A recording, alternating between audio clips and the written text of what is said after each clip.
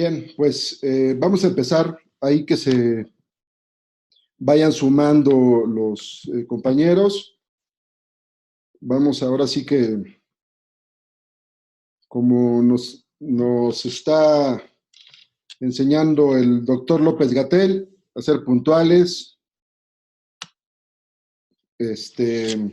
con los temas.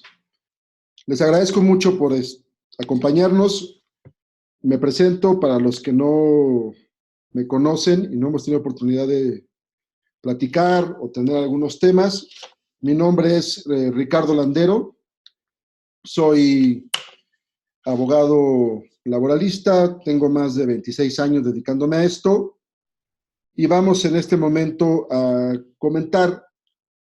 En estos webinars, ya llevamos 3 webinars cada lunes, estamos recopilando la última información laboral que se está generando y además, obviamente, retomando un poco los puntos de una plática que estamos construyendo para explicar cuáles son los aspectos laborales, cómo se está analizando ahorita, cómo se está analizando en perspectiva al futuro, para saber qué es lo que sigue, las estrategias laborales que se han desarrollado en distintos centros de trabajo, qué trascendencia van a tener.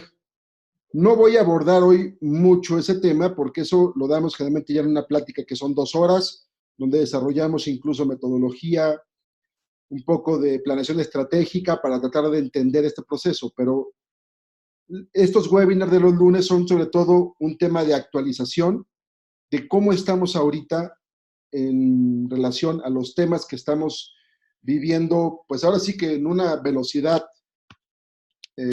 muy especial por el tema del coronavirus en materia laboral. Entonces, si les parece, voy a iniciar ya ahorita con el tema concreto. No sin antes, desde luego, de nuevo agradecerles, por supuesto, por la interés en esta plática y que desde luego pues buscamos, al final de cuentas, los hacemos de manera gratuita. Nuestra intención es generar una comunidad de conocimiento. Entonces, les platico un poco de qué va lo que estamos haciendo. Aquí están nuestros datos, ahorita al final los pondré de nuevo. En el Twitter que tenemos, Landero MX, estamos publicando de manera constante tanto noticias laborales como toda la información que generan las autoridades. Hicimos este blog a donde ustedes se inscribieron, reformalaboralmexico.com. Bueno, se inscribieron donde pudieron acceder al presente webinar.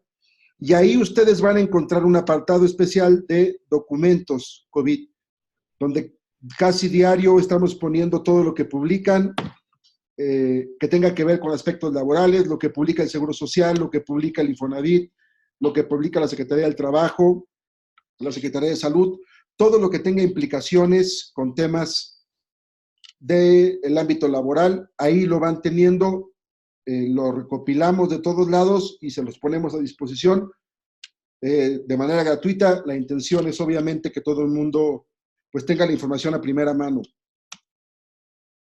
Yo me he dedicado a hacer estos análisis de hace mucho tiempo. He participado en el Parlamento Abierto en el Senado, de la revisión de la reforma laboral ahora en 2019, incluso en temas de la subcontratación.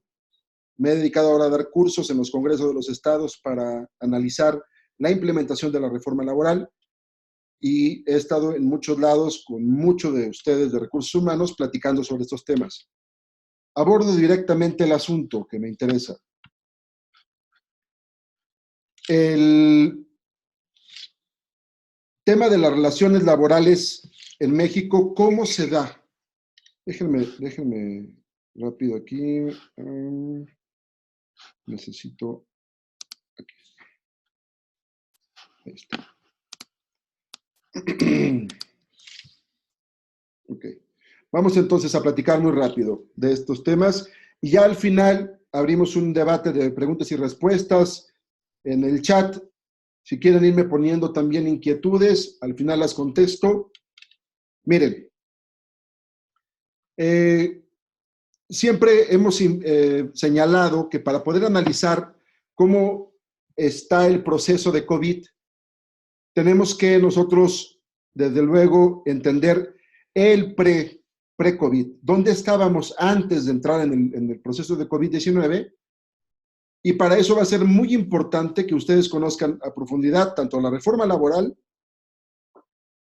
del 1 de mayo de 2019 como la miscelánea fiscal de diciembre, esto para efectos del tema de subcontratación.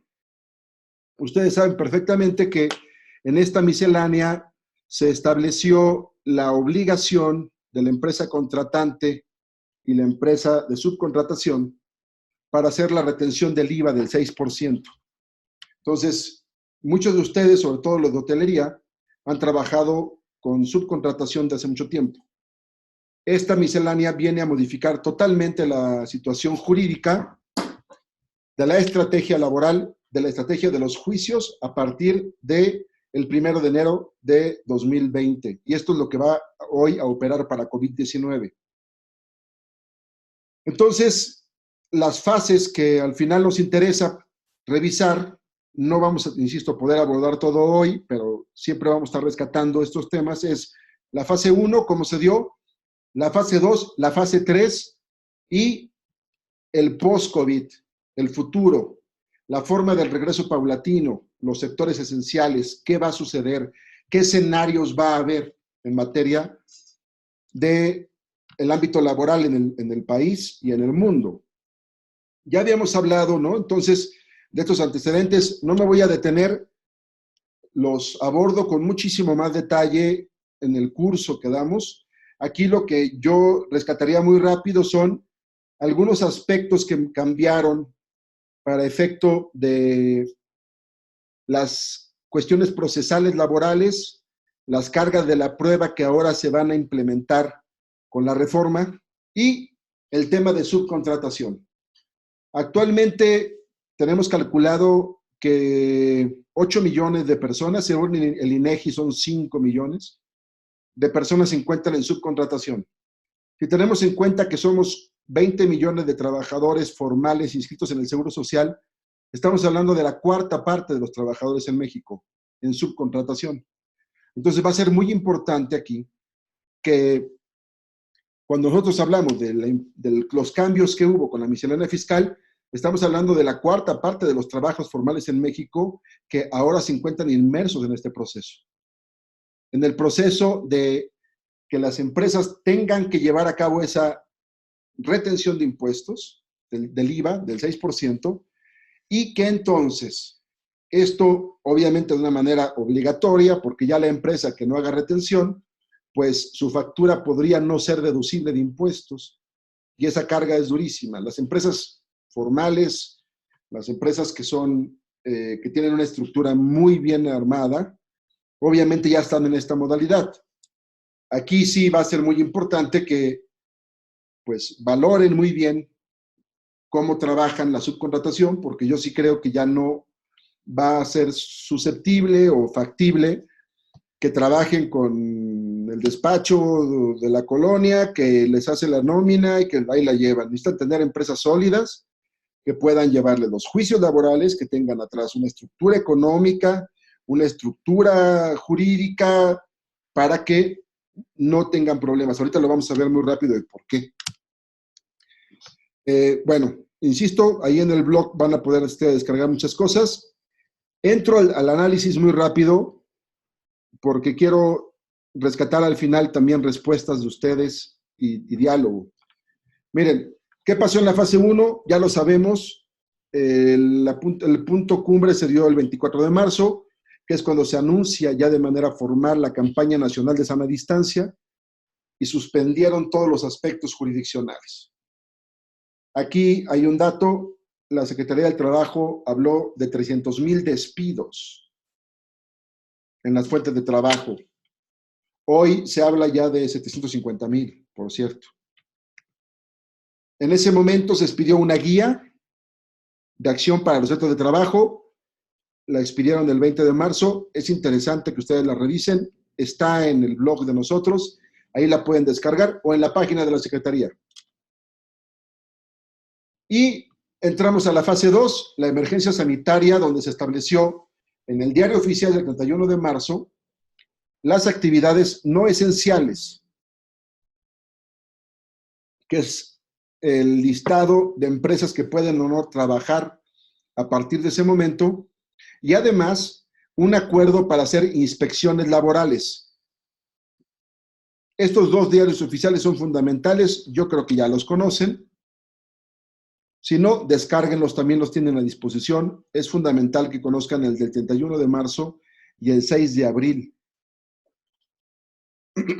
¿Por qué? Porque, bueno, lo que se estableció ahí fueron las cuestiones de restricción que ya conocíamos, el resguardo de las personas mayores, los que tienen alguna deficiencia o un problema que podía agravar la enfermedad. Ahí vienen los datos, gente que tenga diabetes, hipertensión, etcétera, que no podíamos hacer reuniones de más de 50 personas, y se había extendido hasta el 30 de abril el plazo para el regreso, o por lo menos para la suspensión de estas actividades en estos términos.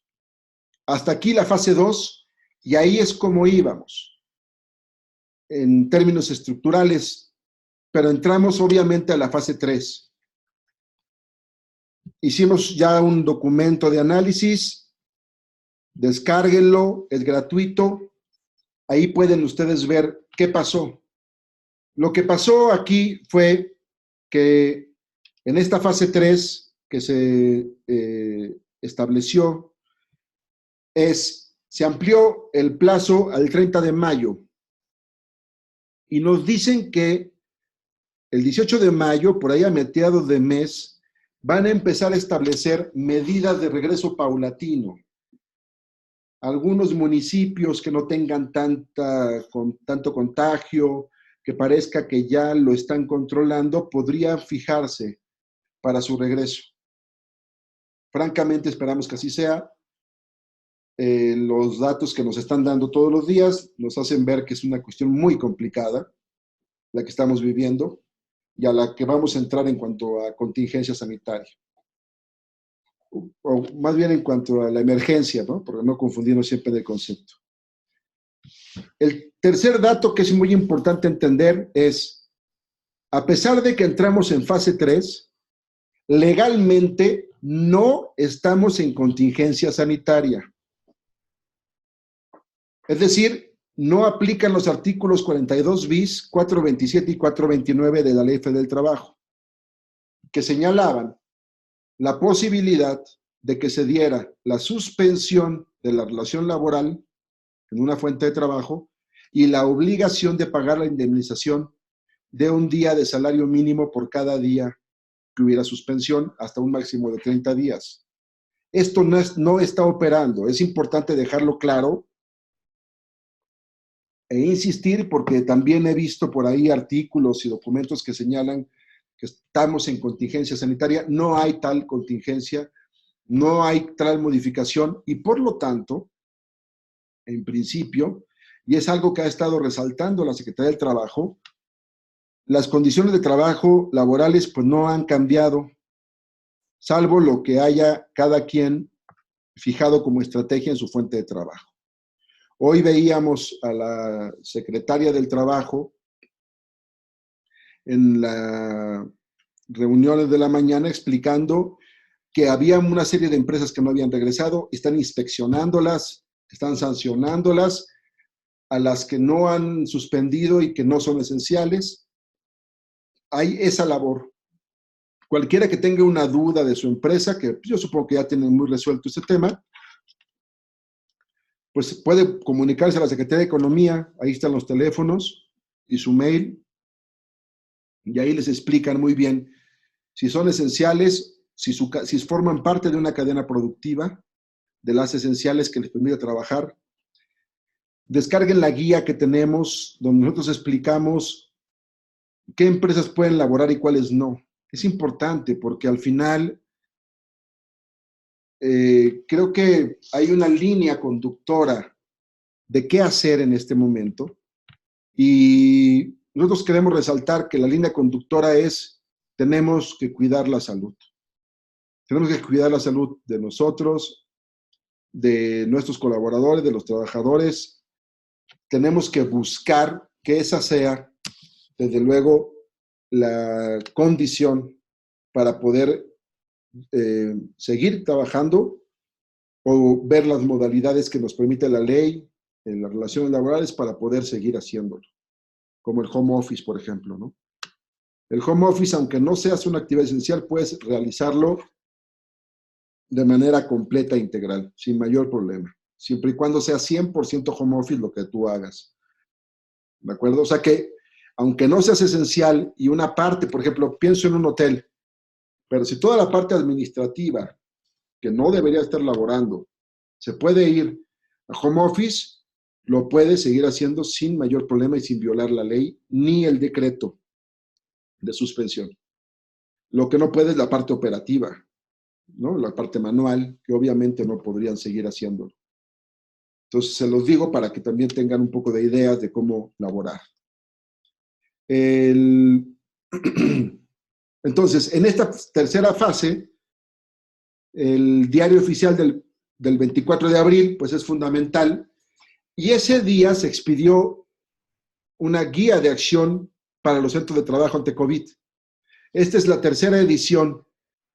Les comenté hace rato que se había expedido, a ver si esto camina rápido, se había expedido cuando fue la fase 1, la guía de acción, el 20 de marzo, pues esta sería la tercera edición de la guía de acción que expide la Secretaría del Trabajo. Ya está actualizada a la fase 3. Descárguenla, ahí se las ponemos a disposición de ustedes. Obviamente, repite básicamente todos los lineamientos, porque entre la fase 2 y la fase 3 propiamente no hay cambios. Lo que cambia es básicamente la fecha de extensión hasta el 30 de mayo de la emergencia sanitaria en términos generales. Pero no se amplió las empresas que pueden laborar, no se amplió nada, al contrario. La idea es insistir en todas las medidas de contingencia que se están planteando desde la fase 2. Estamos analizando en este curso que damos de planeación estratégica post-COVID. Aquí ya entraría yo a otro tema muy rápido, porque, insisto, quiero platicar con ustedes, quiero conocer un poco sus experiencias y sus visiones. Pero bueno, a ver, no, déjenme meter un poco de orden. Me voy a detener tantito en esto, porque me gustaría entonces conocer de lo que acabo de platicar, si hay alguna duda, algún tema, algo que quieran que en el chat, por favor, si me pueden poner sus dudas, sus temas de esta parte de la fase 3. Si hay algo que quieran que platiquemos.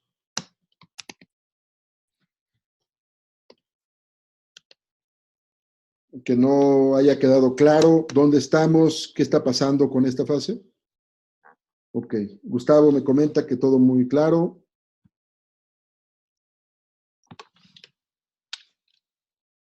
Miren, insisto, la idea que nosotros, Gabo, gracias, queremos hacer con este proceso, insisto, es pues hacer una comunidad, estar pendiente de toda la información. Si nos hicieran favor, además de llenar ahí su cuestionario, ponernos su correo, les estaremos mandando constantemente datos e información que nos parece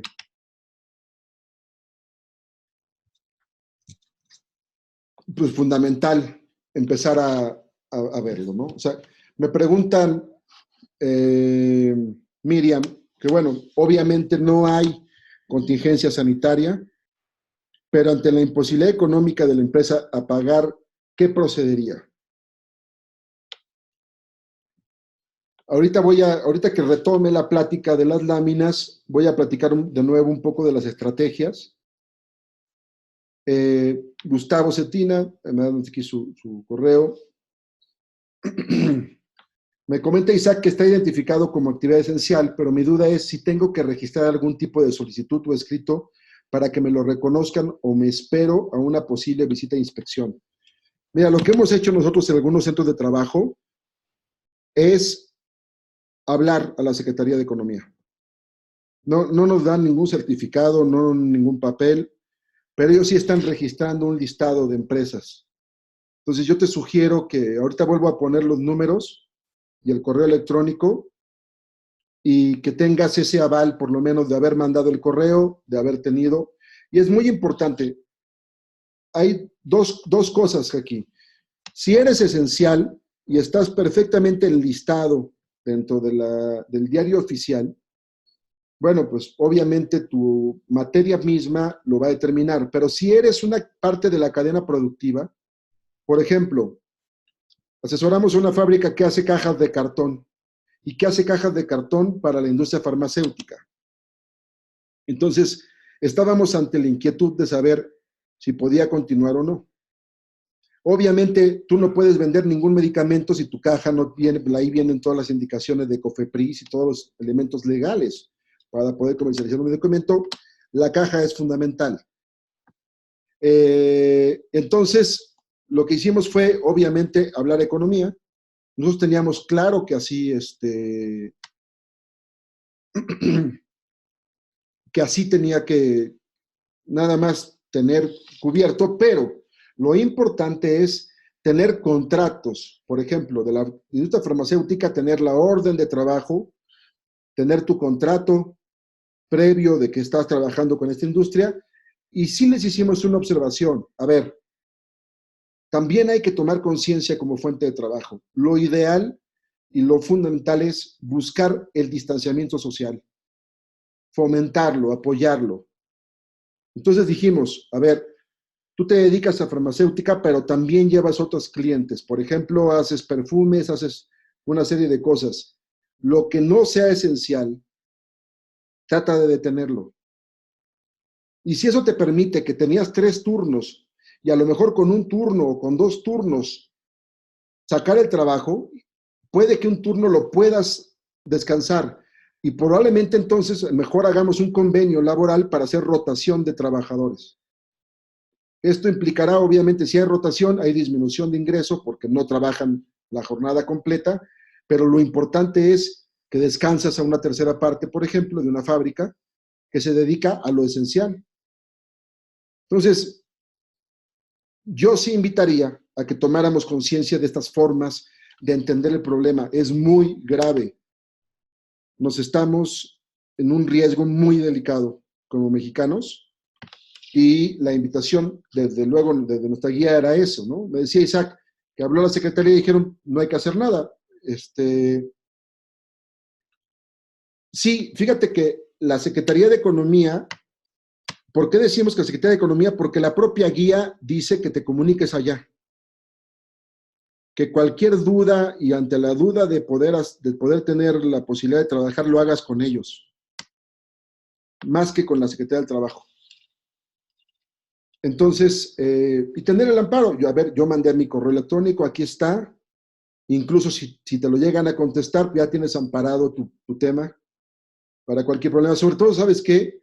Para evitar extorsiones. Yo no he visto esos problemas ahorita, pero estamos en México y nos conocemos. Entonces, tenerlo más amparado. Y fundamental, les repito, el contrato, la orden de trabajo, sobre todo si eres cadena productiva.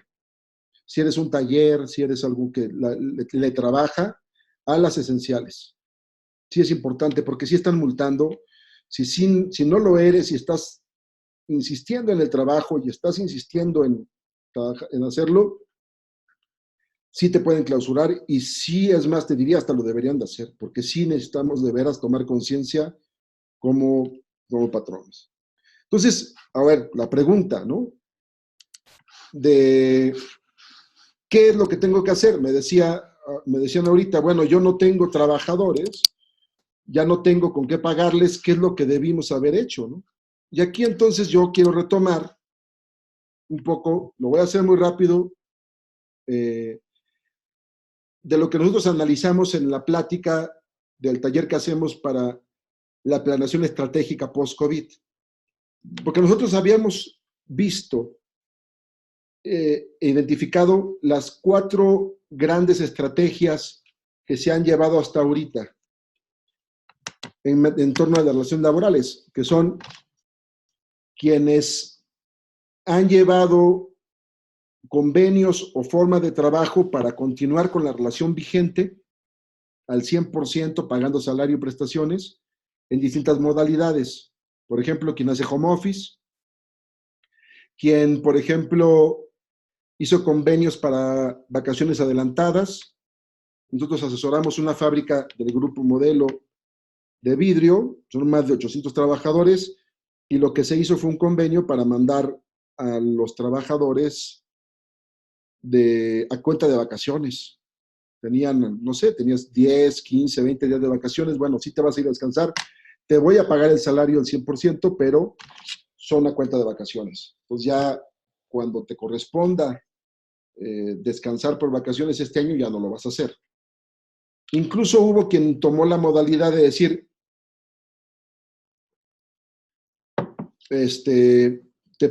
no te pago ahorita la prima vacacional, te la pago cuando tengas el año cumplido, ¿no? Te faltaban 4 meses, 5 meses, bueno, mira, la Secretaría del Trabajo, incluso ahorita, hoy expidió a la Profedet unos lineamientos para asesoría a los trabajadores. Y ahí señala muy claro y dice, el patrón no puede de manera unilateral modificar las condiciones de trabajo. Si lo hace ahí, llámanos y nosotros actuamos, no sé qué. Debe prevalecer el acuerdo de voluntades, el diálogo. Entonces, yo estoy poniendo el ejemplo aquí de una fábrica donde hicimos esto, porque pues también hubo un acuerdo, ¿es eso o no había posibilidad de hacerlo de otra manera? Entonces, una modalidad es esta. Los que buscan tener una relación vigente. Otra modalidad fue los que tienen una relación vigente, pero modificaron las condiciones de trabajo. Hicieron convenios de reducción de salario, de prestaciones. Por ejemplo, la industria automotriz, toda está pagando, Volkswagen paga el 75% del salario, 75 menos. Están haciendo convenios, sobre todo ahora que se dio la fase 3 y que ya todo el mundo decíamos, bueno, 30 días, vamos a ver cómo funcionamos. Ya son 2 meses y no sabemos cuánto más. Entonces, hay quien hizo estos convenios, pero la relación sigue vigente. Se dan cuenta que en estas 2 figuras de arriba, la condición es que no hay despido. Llegamos, o te pago al 100%, o llegamos a un acuerdo. También hubo una modalidad que fue muy sonada, de Alsea, esta empresa que lleva franquicias, y que estableció, por ejemplo, les hizo firmar un permiso sin goce de sueldo. Supone que el trabajador le pedía permiso al patrón sin goce de sueldo para 30 días. Y bueno, fue muy sonado en los medios como estrategia. Y en la parte de abajo están las otras 2 modalidades, que son quien terminó la relación laboral, o sea, quien dio por terminado contratos, despidió, o simplemente dio por terminado y dio de baja. Se acabaron contratos que tienen por temporalidad, etcétera. Incluso quien tenía contratos de capacitación inicial, a prueba, o los que están, que esto es una modalidad, pero no ha funcionado porque no hubo, hay emergencia sanitaria, pero no contingencia, que es la suspensión de la relación laboral, ¿verdad? El tema va a ser, aquí lo interesante, la visión a futuro. ¿Qué va a pasar con cada una de estas estrategias que hubo en materia laboral hacia el futuro, ¿cómo se van a comportar? Porque nosotros vemos que hacia el futuro hay, ¡pum!, una gama enorme de acciones que van a suceder en materia de revisiones de contrato, en materia de, pues ya, si tomaste la decisión de correr a alguien, pues ahora sí a lo mejor te va a demandar, porque tú le dijiste que en un mes nos veíamos y pues ya no va a ser un mes. Y a él le corre el tiempo de los 2 meses para demandar, te va a haber más demandas, o sea, número de personas, va a haber reducción de personal en las empresas, cómo se va a adaptar el sistema productivo, ¿no? Aquí pusimos una especie de idea del tiempo, de línea del tiempo, en donde decíamos, pues entonces los que están demandando fueron despedidos en marzo, probablemente en junio ya tengan demandas, ¿no? Todo eso es lo que analizamos en la planeación estratégica post-COVID, en el curso que nosotros estamos planeando. Déjenme checar aquí rápido el chat. Me están preguntando algunas cosas. Los convenios de paro técnico que se ingresaban en el IMSS tendrán que ser ratificados en la Junta. De paro técnico, convenios de paro técnico. Me gustaría un poco más que me ampliaras, porque no ha habido elementos de condición para la suspensión colectiva de las relaciones de trabajo. Si lo firmaron en una fuente de trabajo, bueno, pues también es cierto una cosa, ¿eh? Si hay un acuerdo de voluntades entre las partes y el sindicato está de acuerdo y los trabajadores también, pues lo acuerdan. Eso también es cierto. Nosotros los convenios que hemos firmado, los hemos firmado de manera privada. No hemos firmado ante la Junta de Conciliación y Arbitraje. Son igual de válidos, al final de cuentas. Si fuera una suspensión pero como no se han dado las consecuencias, mira, lo que pasa es, ¿por qué no lo hacemos ante la Junta y por qué no llevamos a cabo el procedimiento de suspensión colectiva? Que ese te implica que la Junta tenga que autorizártelo. Porque entonces sí, ya entras en una dinámica probablemente jurídica de valoración, cuando en realidad lo que ahorita se está prevaleciendo y se trata de buscar es un acuerdo entre las partes, que se pongan de acuerdo. Gabo me pregunta, Duda, esa opción de adelantar vacaciones debe documentarse, ¿cierto? Sí, claro, tiene que haber un convenio. Tú no puedes hacer modificaciones de las condiciones de trabajo si no llevas a cabo un convenio entre las partes. Incluso, por ejemplo, home office. Nosotros lo hemos dicho aquí y lo pusimos, ahí tienen ustedes un manual para cómo hacer home office. Es fundamental, ¿por qué?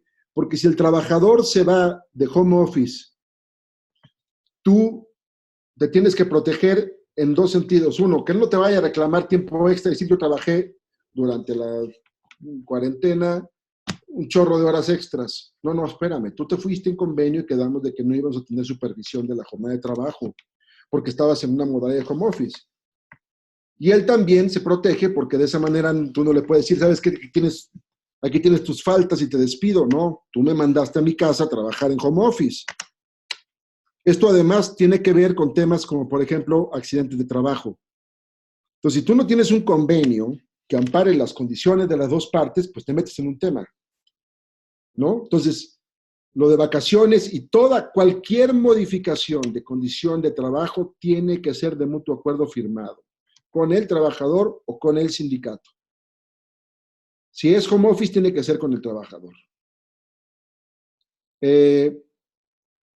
¿Qué opinión me merece el permiso sin goce de sueldo? Pues es una verdadera ficción. Sin embargo, nosotros no lo hemos implementado. Me parece que el tema va a ser que ahora, y por eso es que la visión de futuro es muy importante, el análisis. Ahorita voy a entrar un poco en ese tema, porque ya no vamos a... El razonamiento del futuro y del tiempo no va a ser el mismo. Probablemente la gente cuando le dijiste, bueno, y un mes tranquilo y nos vemos aquí, razonaba de una manera a como lo razona hoy, cuando ya se dio cuenta que van a ser 2, 4, 6 o a lo mejor 8 meses o un año en lo que realmente una empresa se activa. Entonces, nosotros creemos que lo mejor es irte por lo seguro a una serie de procesos. Por esos permisos con goce de sueldo, supongo que se refería a los sin goce defendible ante las juntas, pues te podrían demandar la nulidad si está su firma. Yo creo que es difícil plantear el vicio de la voluntad, pero pues es complicado, ¿no? Es una estrategia arriesgada también. Es factible quitar el fondo de ahorro por los siguientes 3 meses, lo que corresponde al patrón no se ahorra y el ahorro del trabajador se le deposita en nómina. Si lo acuerdan, sí. Acuérdense que al final las relaciones laborales también son protegidas en las condiciones mínimas de trabajo. Tú no puedes pactar menos de la ley, tú no puedes pactar no pagar aguinaldo, tú no puedes pactar no pagar vacaciones o pagar menos del salario mínimo o menos de lo que establece en la ley en las prestaciones. Pero lo demás lo puedes pactar hacia más o hacia menos siempre y cuando sea mutuo el acuerdo. ¿Cómo aplican los convenios de disminución de sueldo del IMSS? Eso generalmente lo ven la gente contable, pero lo que nosotros sabemos es que parece ser que los tienes que dar de baja y darlos de alta. Eso sí lo tienes que ver muy bien con el contador. De todas maneras, los invitamos a que nosotros vamos a tener los cursos de análisis de la planificación estratégica, los tenemos ahí en la página, ahí hay fechas, ahí abordamos mucho más a fondo cada una de estas temáticas. Voy a tener el día 29 un curso de esto también con la revista IDC, un seminario. En realidad, el costo es simbólico, ¿no? Es una cuestión de nada más pues, de establecer alguna relación, pero en el fondo lo que más nos interesa es compartir esto, compartir información.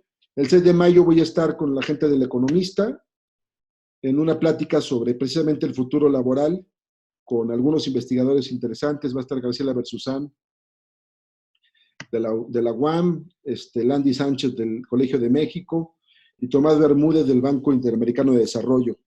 Vamos a estar elaborando nuestras redes, están ahí la información. El 6 de mayo va a estar interesante. Déjenme entonces platicar un poco sobre también los temas de futuro, ¿no? Yo creo que es muy importante que compartamos esas ideas. Dice, me pregunta aquí Lorena, con respecto a la disminución del IMSS, es así, se da de baja a los colaboradores y se vuelve a dar de alta con el nuevo sueldo pactado. Sí, así es. Si se eligiera la opción de permiso sin goce de sueldo y convenir con el trabajador que no se le dará de baja en el IMSS, manteniendo con salarios mínimos, causaría alguna implicación en un reclamo futuro, pues en todas puede haber opciones, ¿no? En todas puede haber opciones como para que en un momento dado, si un trabajador no está de acuerdo, pues reclame, porque pues la situación ahora va a estar mucho más complicada. Eso es lo que nosotros en un momento dado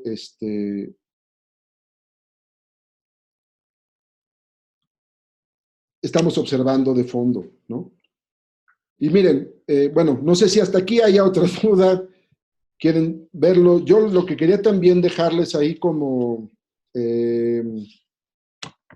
semilla de análisis es, creo que la parte más importante ahorita también es revisar y entender cómo va a ser realmente la visión de futuro de mediano, de corto plazo y de largo plazo de cada industria. O sea, al final, nosotros hemos detectado que existen 4 factores fundamentales para el regreso de las empresas. El primer factor importante es el factor, obviamente, de la autoridad. ¿Cuándo nos va a permitir regresar? ¿Cuándo se supone que nos va a dar chance? Dijeron 18 de mayo, yo lo dudo. Pero vamos a ponernos que sea el 30, que se supone que van a ser los niños que regresan para el 1 de junio. Tampoco lo creo, pero vamos a suponer que sí. Ese es un primer factor.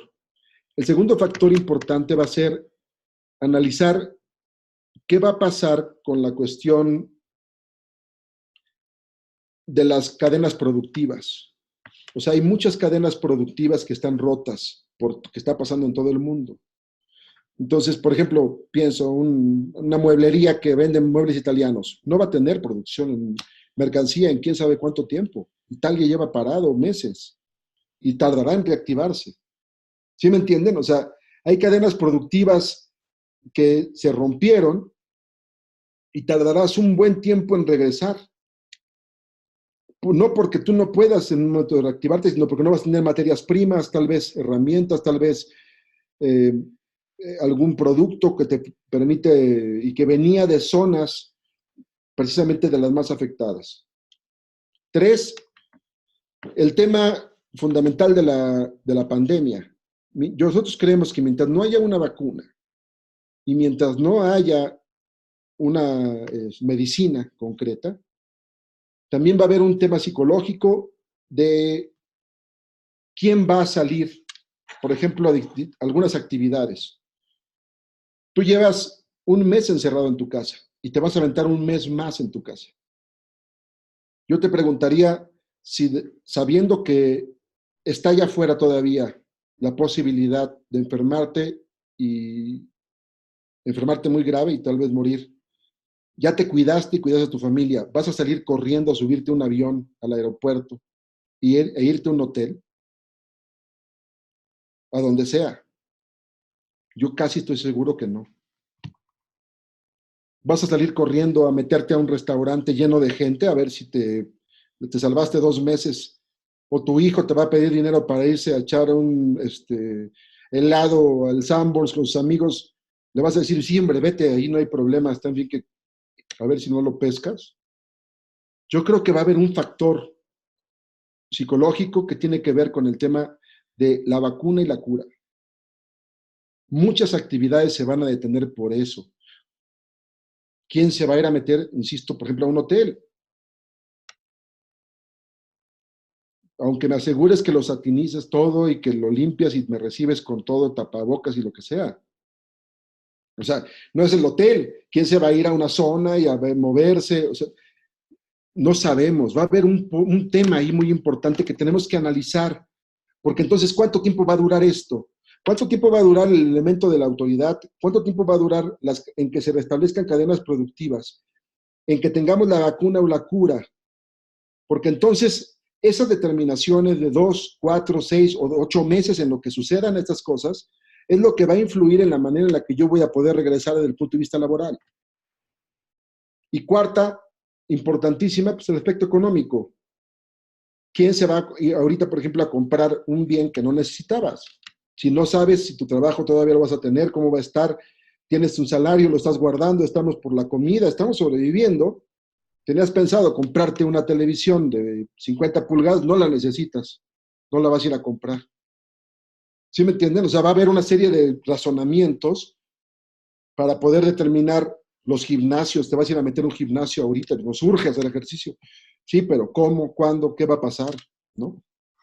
Y esto va a pegar entonces en la manera en la que vamos a celebrar, por ejemplo, las revisiones de contrato. ¿Qué tipo de revisiones vamos a hacer de aquí en adelante en los próximos 5 años?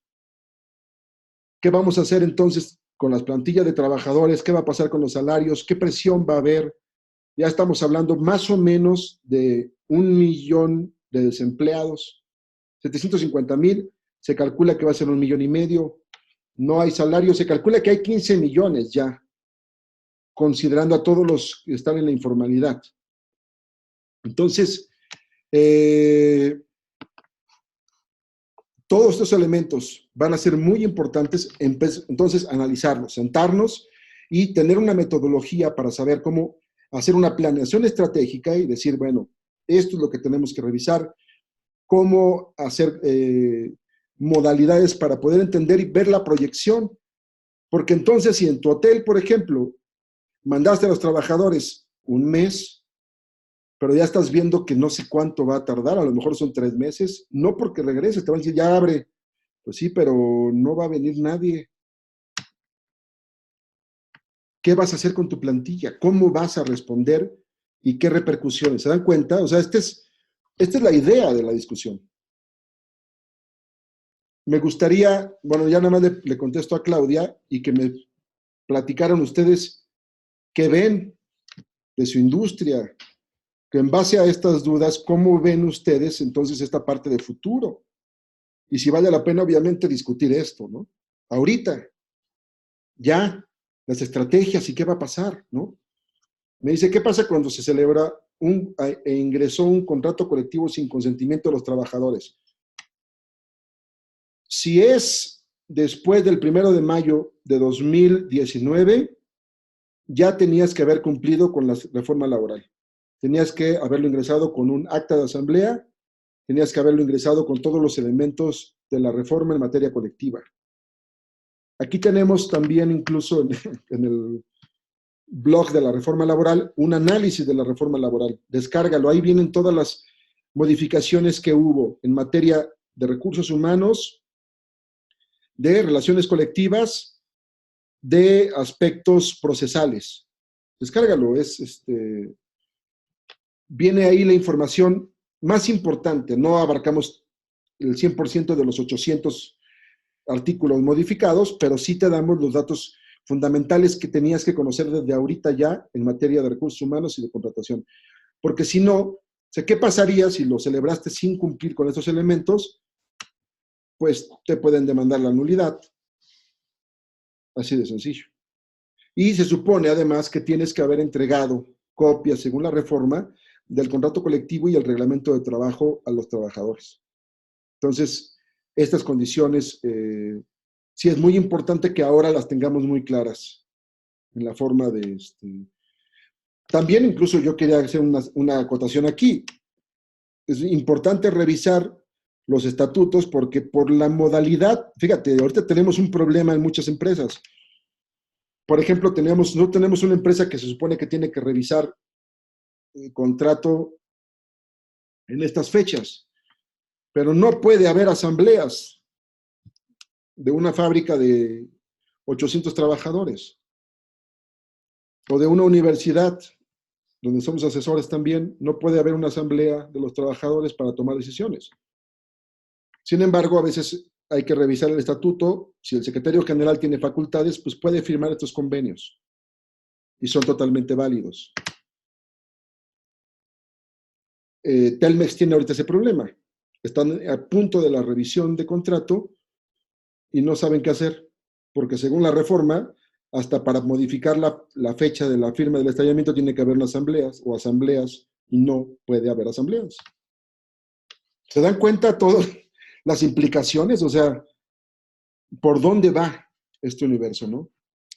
Me gustaría abrirles ahí entonces, si les parece, ¿ustedes qué opinan? Me gustaría de veras conocer qué opinan de la visión de futuro, cómo ven esta dificultad,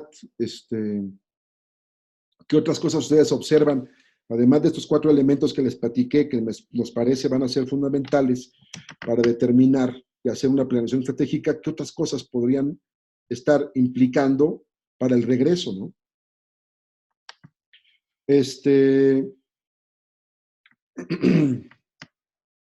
Me preguntan de la norma 035 si esto se pospondrá. Ahorita está todo, en materia de inspecciones, está todo detenido, eso hay que ser sinceros. Y además que ningún inspector quiere andar en la calle verificando así, ¿no? No, ahorita están verificando quién está abierto y quién no, y quién cumple, y ya, este es el gran tema, ¿no?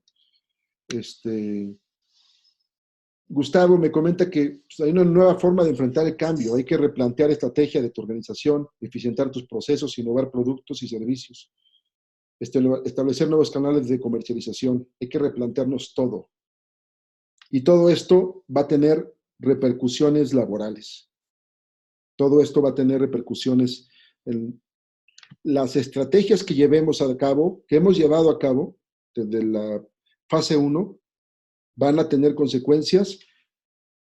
Las que tomemos a partir de la fase 3, fase 2, en la línea del tiempo, y además, ¿qué proyección habrá en materia productiva hacia los aspectos de qué es lo que sigue, ¿no? No sé si alguien más quiera comentar algo. Estaremos en estos webinars de los lunes platicando. Los vamos a estar invitando. Si hay más información, la estaremos platicando aquí. ¿Qué es lo último? Hoy el tema central era qué pasó en la fase 3. Espero, desde luego, haber ayudado a despejar las dudas y ponernos al tanto de dónde estamos en materia laboral. Reiterarles que hacemos análisis mucho más profundos en nuestros cursos. Ojalá se inscriban. Ahí platicamos más a detalle, sobre todo, incluso, insisto, metodología de planeación estratégica, que eso es lo que ahora tenemos que aprender. Metodología y saber para dónde vamos, cómo analizarlo y cómo analizar los recursos humanos. Con una visión obviamente legal, pero también de planeación económica. Eso es muy importante.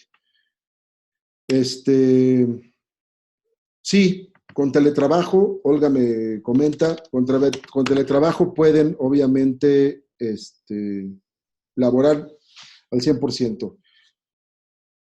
Lo platicaba yo con un amigo que escribe en el Reforma, Jorge Negrete. Él es especialista en el tema de la cuestión informática, la cuestión de la parte tecnológica. ¿Cómo va a ser este desarrollo, no? O sea, nosotros poníamos, desde luego, que dentro de los elementos que van a configurar las posturas del futuro está el incentivo en la inversión. Desde luego, ahora para tratar de tecnificar, pero eso yo creo que es un proceso de mediano tiempo. Primero porque requiere mucha inversión. Y ahorita lo que no va a haber es flujo. Entonces, se requiere inversión, pero va a haber un gran incentivo. O sea, la tendencia yo creo que sí va para allá, hacia tratar de tecnificar la mayor cantidad de procesos, pero eso también va a tener repercusión en disminución de fuentes de trabajo.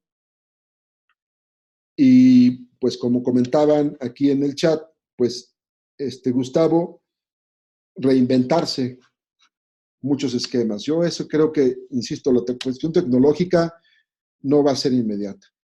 O sea, hay bancos, por ejemplo, que ya implementaron desde hace un año sistemas mucho más tecnificados. Ese banco donde ya no pasas al cajero, ya todo lo haces en el cajero automático, y despidieron a 1000 cajeros, por ejemplo, ¿no? Pero bueno, ahí se quedó. Habrá que ver, ellos, pues un banco sí sistematizará más y más y más sus procesos cada vez. Pero hay otros en donde partes que se puede sistematizar. Un hotel, pues, son servicios, hay que limpiar los cuartos y hay que llevar camastros. No todos va a poder ser así. Hay un investigador David Kaplan, del Banco Interamericano de Desarrollo, que hace análisis muy interesantes de precisamente el análisis del futuro. El año pasado estuvimos en varios foros en análisis precisamente con la OCDE y con el BID respecto del futuro del trabajo. Y David Kaplan planteaba que no era hoy por hoy, tan visible, porque además necesitamos tecnificar el país, necesitamos estar en 5G, si no estamos en 5G, no lo vamos a lograr. Oigan, pues no sé si hay alguna otra duda, algún otro tema. Pues